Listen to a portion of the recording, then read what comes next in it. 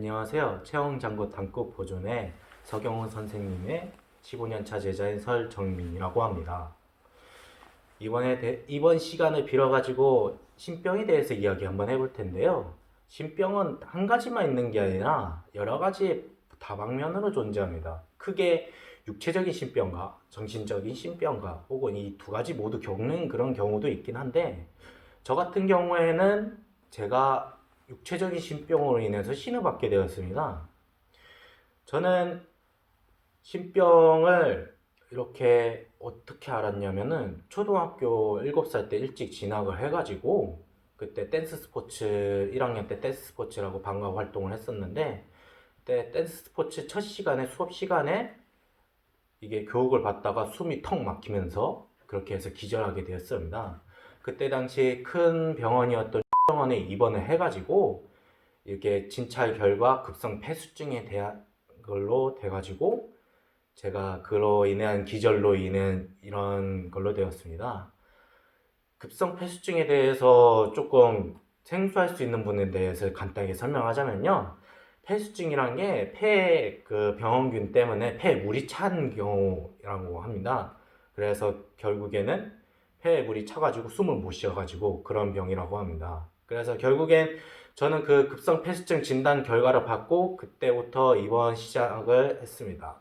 그렇게 치료 과정을 통해 가지고 이제 폐에 물을 빼야 되는데, 지금 어른들도 맞기 힘들어하는 소위 말하는 진짜 주사 바늘이 엄청나게 손바닥만큼 큰 그런 큰 주사를 맞으면서 폐에 물을 빼가지고, 그래서 성분 분석을 통해 병원균을 특정을 이렇게 하면 되는데, 성분 분석을 통해 했는데 병원균이 특정해서 나오지 않는 거예요. 이 병원균이 안 나니까 이거에 맞는 약을 처방을 할 수 없어가지고 이게 그렇게 해서 그렇게 있었는데, 그래서 성분 분석을 하려고 다시 폐에 물을 빼고 그리고 다시 성분 분석을 했는데 병원균이 안 나오고 이렇게 반복적으로 이렇게 된 거예요. 결국에 근데 그 와중에 또 폐에 물이 왼쪽에서 다 차고 오른쪽에서는 조금 이렇게 거의 3분의 4, 4분의 3 정도 거의 찼을 때, 이때 아니 그 병원에서는 이제 치료를 중단하고 병원에 있다 이송했으면 어떻겠느냐 이런 말씀을 하고 해서, 일단 물리적으로 일단 폐에 있는 물은 빼야 되니까 일단 물리적으로 폐에 물을 다 뺀 상태로 병원에 이송을 했습니다.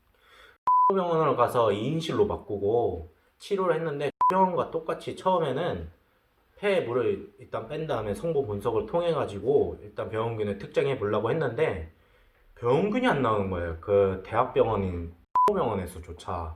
그래서 병원에서 시험적인 치료로 일단 폐에 약을 넣어가지고 일단 그 약의 경과를 지켜보자 해가지고 약을 넣게 되는데, 이게 약을 어떻게 넣었냐면은 이게 긴 튜브로 이렇게 해서 폐에 이렇게 직접 꽂아가지고 기도 쪽으로 해서 폐에 이렇게 약을 분사하는 형식이었어요.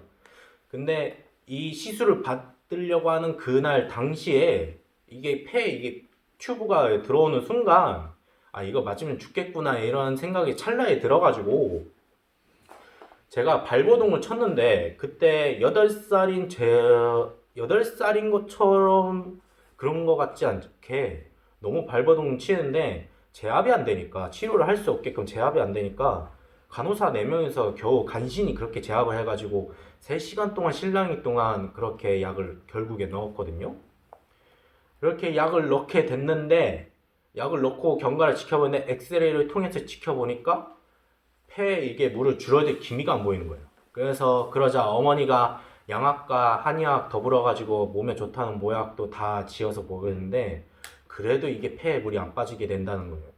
그래서 어머니가 그때 지푸라기라도 잡는 심정으로 이모한테 체형장군 당구 보존회에서 김보살이 지금 진적구 타고 있는데 용하니까 한번 가서 점을 봐라 이런 말씀을 듣고, 그때 체형장군 당구 보존회에 가가지고 김보살님에게 전화 받는데, 김보살님이 그대로 그냥 신어머니에게, 지금의 신어머니에게 이렇게 말씀을 하더니만 병굿을 해야 된다 이런 말씀하신 거예요.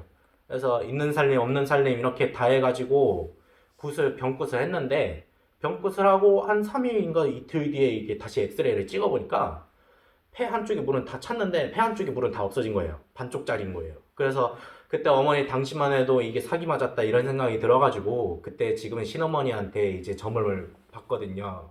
이렇게 병구수 했는데 왜 이게 안 나왔냐고 하면서. 근데 그때 신어머니가 신의 제자가 돼야 된다 이런 말씀을 하신 거예요. 근데 그때 엄마가 그러면 제자가 내가 제자가 되겠다 아들을 살리기 위해서 그런 말씀 하셨는데 그때 신어머니가 나지막하게 아들을 바쳐야 된다. 아들을 가슴속에 묻을 바에 차라리 박수로서 옆으로 끼고 살아라 이런 말씀 하신 거예요. 그래서 결국에 저는 8살인데 아무것도 모르고 그 상태로 그렇게 신을 받게 됐습니다. 그래서 신을 받고서 한 3일 뒤, 2일 뒤 이렇게 있을 거예요. 치료도 안 맞고 보약도 안 먹었는데 그때 이렇게 엑스레이 찍어보니까 이 양쪽에 있는 물이 다 그날 없어진 거예요.